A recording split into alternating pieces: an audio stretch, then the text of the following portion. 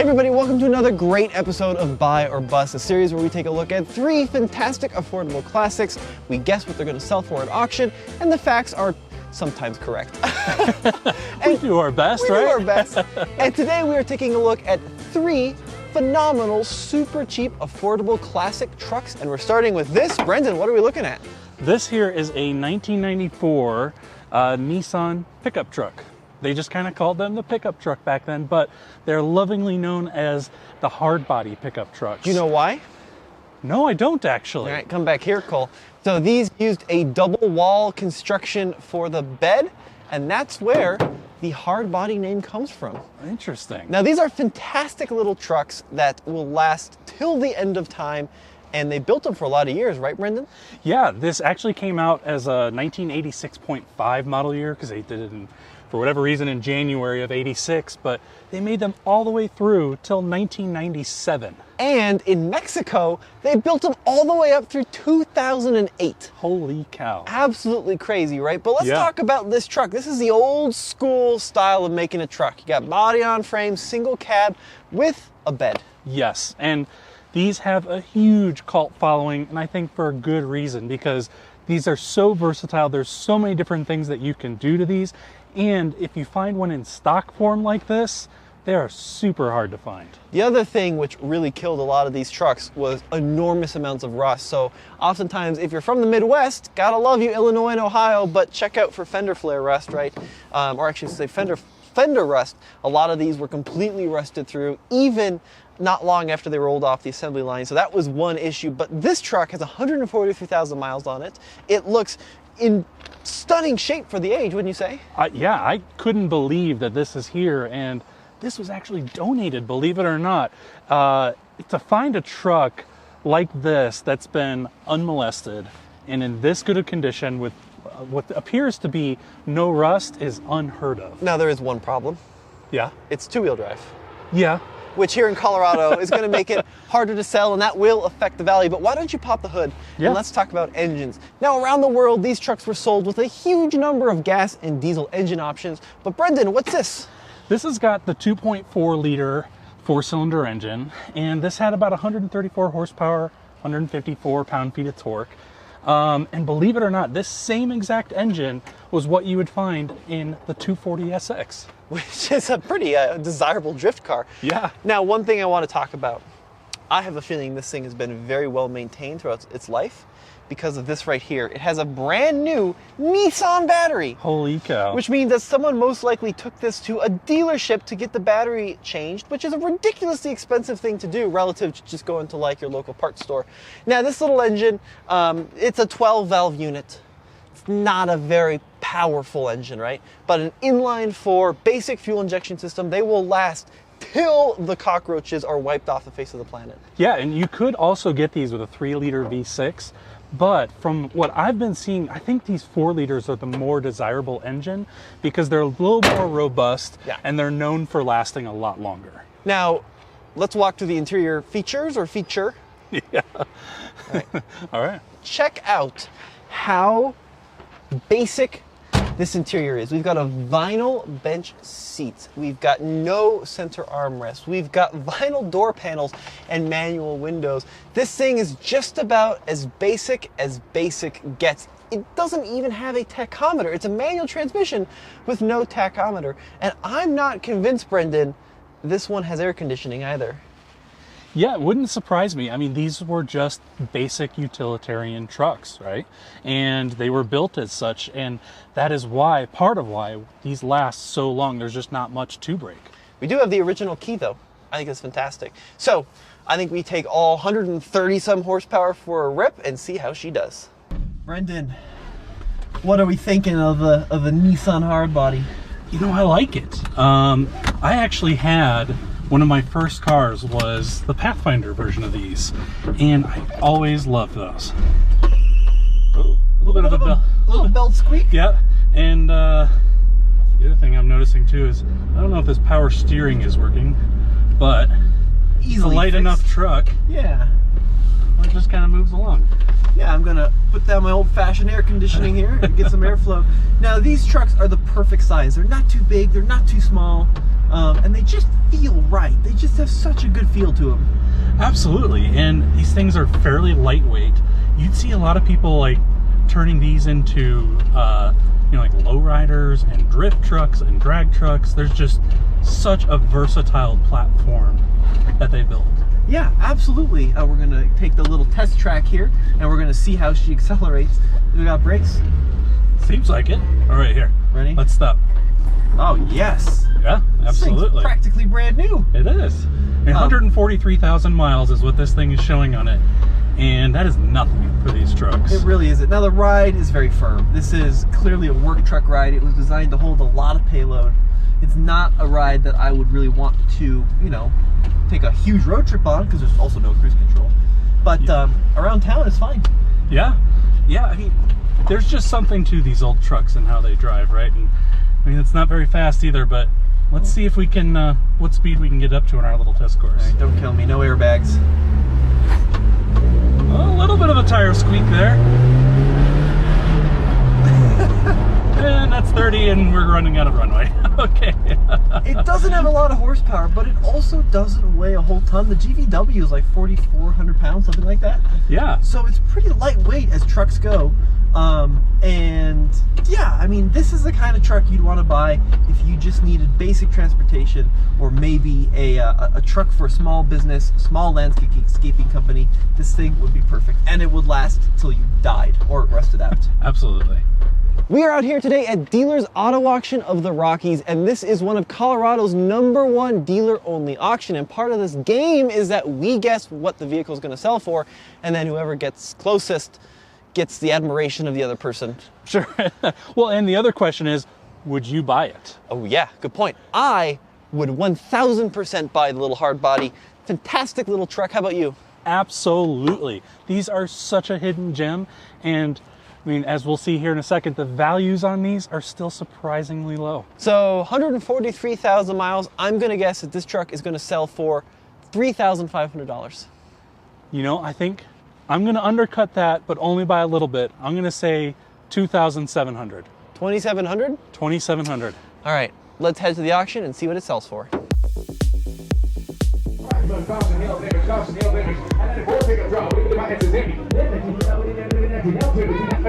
What's the Nissan up to? This one's up to 2,800.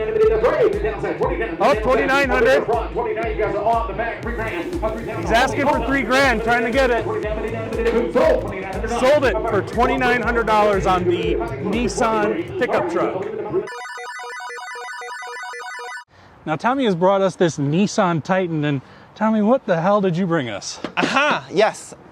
I actually think these are really cool. So this is the very first generation of the Nissan Titan. It's the first time Nissan entered the full-size truck ring with the Titan. And these are actually pretty cool. Now this one, it's a little bit clapped. It's got 247,000 miles on it, which might also go to show some of the durability of these trucks. But these are the right size, they got the right engine, they got the right off-road capability with the Pro 4X package, and they're actually pretty decent value. So let's start with the engine. You want to pop the hood, Brendan? Sure. Now popping the hood, we're going to find ourselves a 5.6 liter V8 with how many horsepower, Brendan? 317 horsepower from what I was reading on these. And I think the engine is maybe the only reliable part on these. All right, well, hold up. We need to clarify. Now, first of all, the 5.6, very, very, very long-lived. Behind the 5.6, the transmission, maybe not so much. Yeah, the transmission, the rear differential, from what I was reading, is also pretty problematic. And the wiring harness, you can get leaks where the wiring harness meets the engine, and that can cause a lot of electrical problems. I'm not interested in that. I want to talk more about why this thing is so cool. So first of all, in the front, look at the bash plate. That thing is big, it's meaty, and it's right where you need it. You also have proper recovery points up front here. Mind don't mind the full-size spare on this, which is a good thing, but yeah, it doesn't match the rest of the wheels. But in the back, this is one of the things I love most about these Titans, is this cubby. Look at this.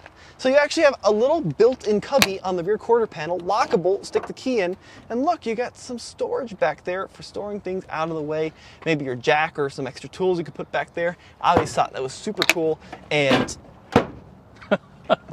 super cool. You know what that kind of reminds me of is the new Rivian. I guess they must have stolen the idea from Nissan, except Rivian made it go all the way across, didn't they? With the gear tunnel. Yeah. Now, this tailgate folds down as such. This one even has the Husky box in the back, but you got little sliders back here for adjustable tie-down points. You got the fantastic locking rear diff in these, 275/70 R18 tires. And check this out, Cole. Check out the inside. I think these are pretty rad. So you got kind of this durable styled seat here, two-tone, like a white on a black with contrasting red stitching. You got very chunky, basic climate control and radio knobs there across the center. You'll even notice, like, check this out, tow haul mode, and that's that fantastic rear diff lock we were mentioning.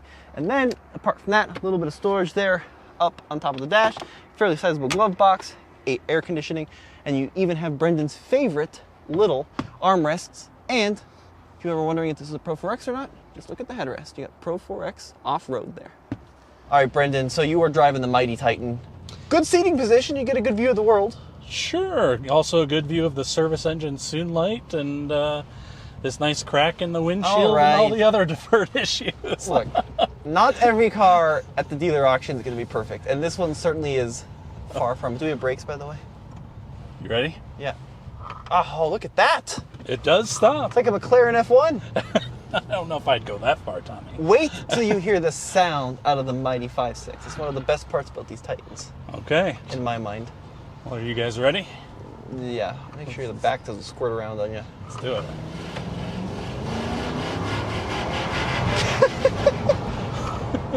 Yeah, it does sound pretty decent. It's got some balls. Yeah, it does have some balls. It's not bad. I mean, it's a good engine, right? Yeah. It's a good engine. It's just smooth. Now, granted, I'm not sure this is going to be a top dollar truck because of the condition issues, but let's park it up and find out whether or not we buy it and what it's going to sell for.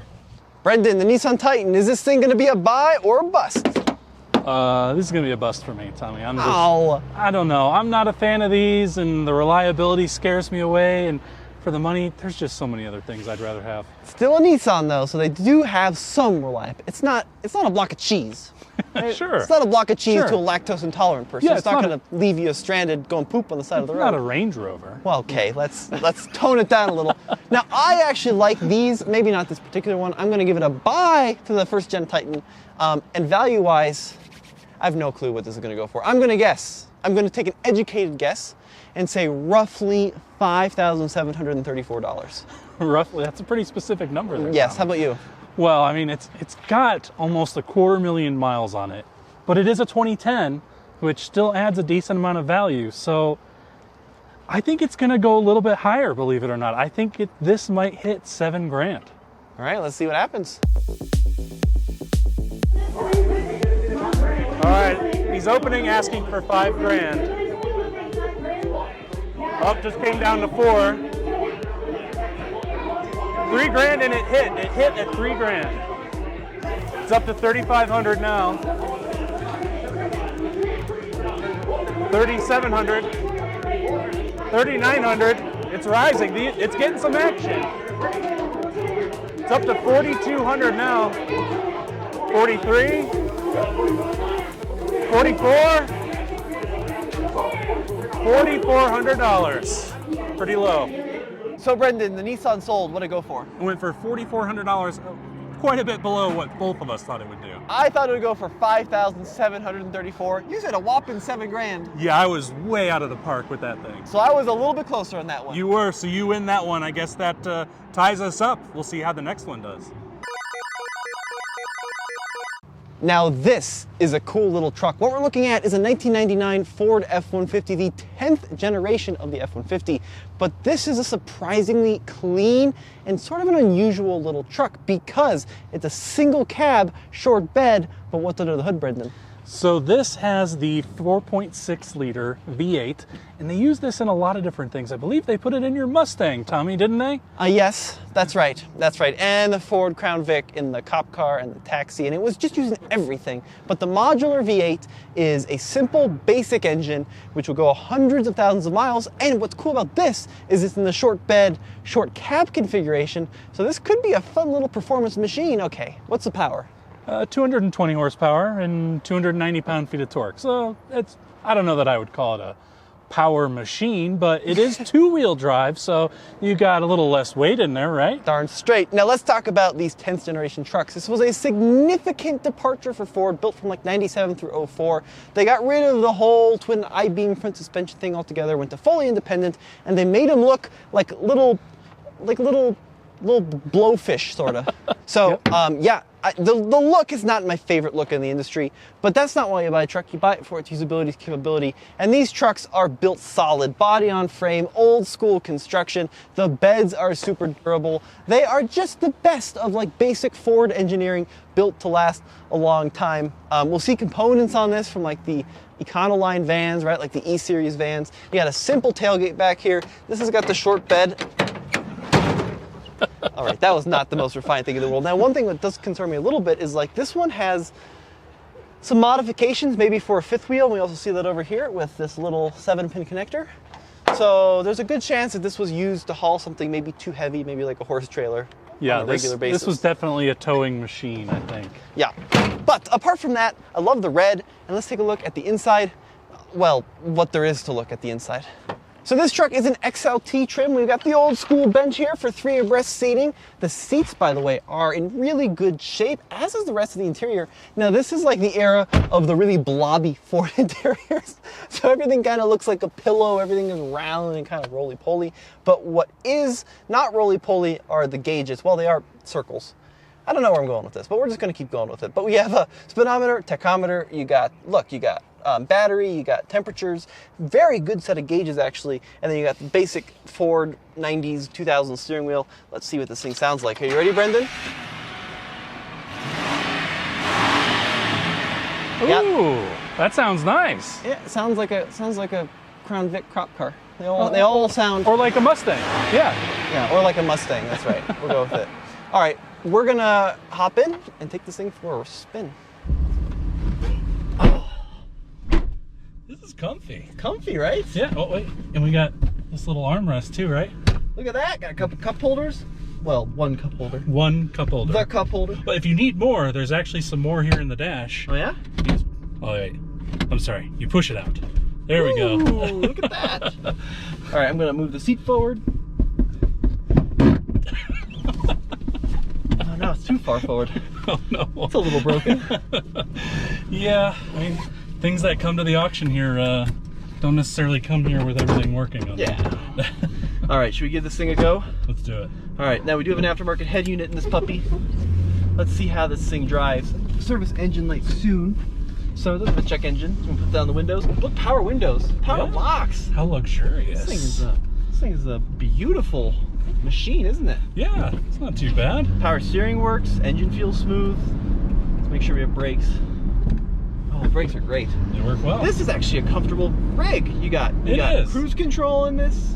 Got column shifter with the overdrive button. I like this truck.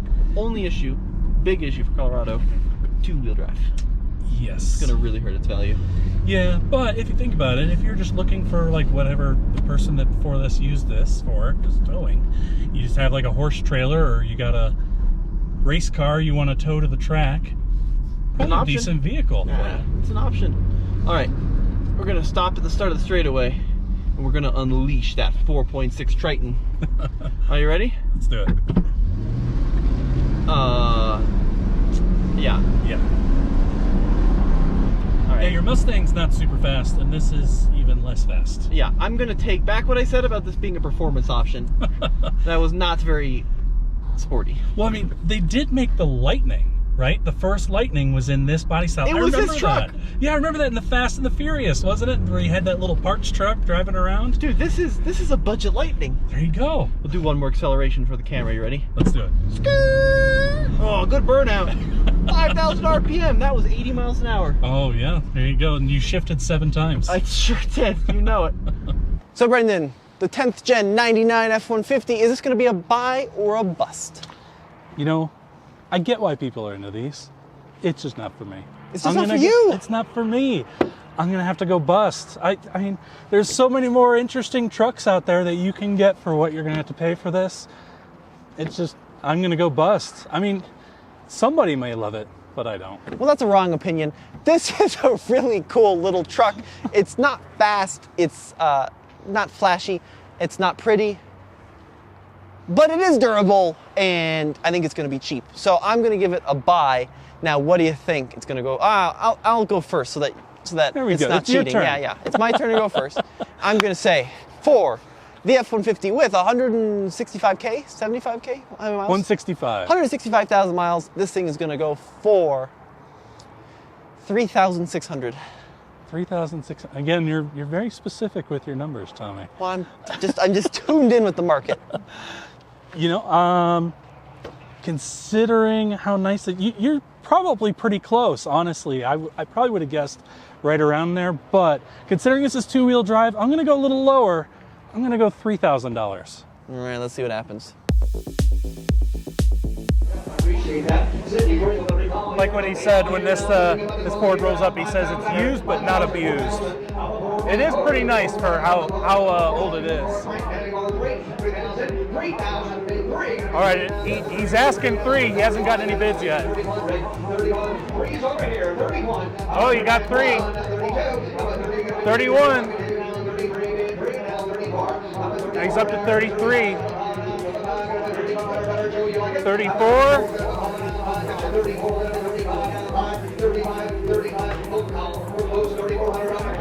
So 3,400 is what it ended up at, but it's on call, which means it didn't meet the seller's reserve, but that's the highest bid.